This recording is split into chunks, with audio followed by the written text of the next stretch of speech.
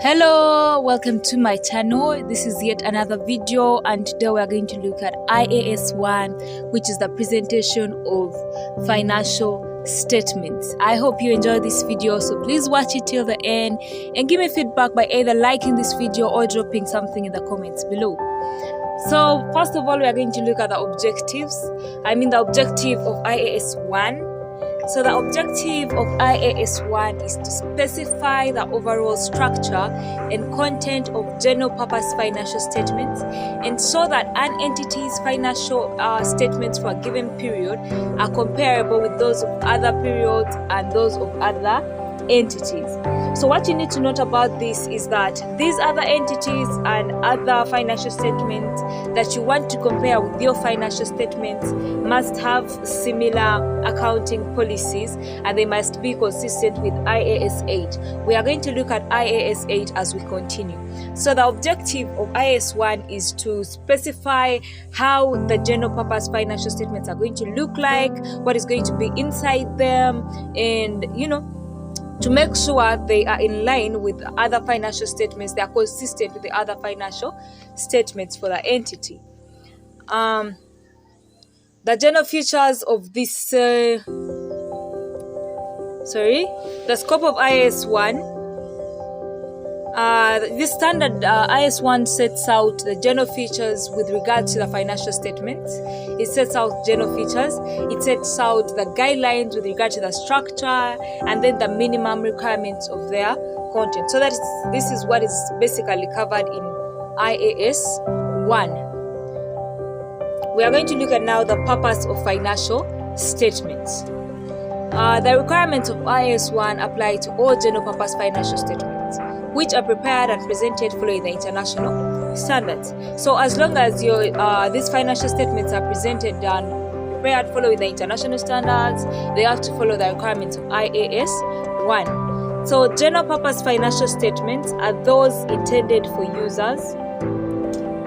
General purpose financial statements are those intended for users who are not in, this is supposed to be in, who are not, let me just fix it, this here, supposed to be in, who are not in position to demand for their own financial reports that are tailored for their own particular information needs. So we have seen users of financial statements in accounting 1, or is it financial accounting? In financial accounting, we have covered users of financial information. So these people are not tailored or are not in position to demand for financial reports that are tailored for their own particular information needs. So these people rather will look at the general purpose financial statements. So according to IAS 1, the objective of such financial statements, that is the general purpose financial statements, is to provide information about the financial position, performance, and cash flows of an entity to a wide range of users in making economic decisions. So the users include the creditors, we have investors, all those users we covered in financial accounting. They are going to use these general purpose financial statements to make decisions, to make economic decisions. And to meet this objective, general purpose financial statements should provide information about the entities, first of all, assets, liabilities, and equity. And this is going to be covered in the statement. Okay, we are going to look at that in the next slide. So let me just list what should be in the general purpose financial statements. It should have information about the assets, the entity's assets, liabilities, and equity. It should have information about the incomes and expenses, including the gains and losses. We should have contributions by, these are the shares bought by the shareholders, and then the distributions to, those are the dividends, to the owners in their capacity as owners. Then we have cash flows. So your financial statements should be able to provide information on those 4 elements. So this information is going to be covered in the various statements, which are also known as the components of financial statements.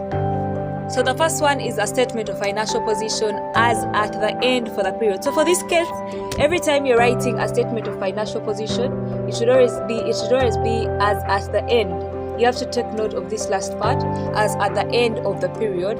And then we have a statement of profit or loss and other comprehensive incomes for the period. You can clearly see the difference as at the end and then for the period. So only the statement of financial position has as at the end, but the statement of profit and these others have for the period, the other three, and we are going to look at the notes and everything. So the statement of financial position describes the company's assets, the entity's assets, the liabilities and equity. That is covered in the statement of financial position as at the end of the period.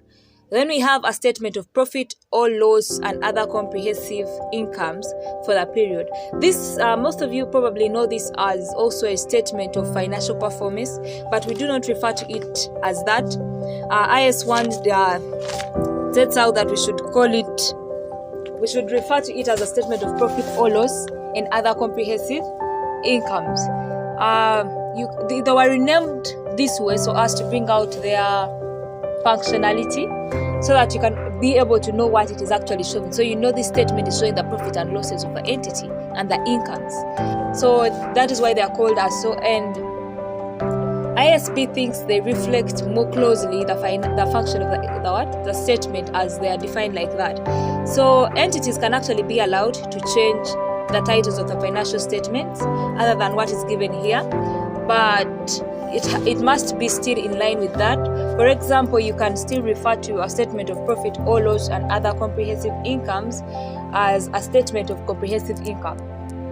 Yes, you can call it a statement of comprehensive incomes, and this is just for the sake of brevity, just to cut it short because it is actually too long. That is just the exception that ISB provides, the International Accounting Standards Board. So we have a statement of changes in equity for the period.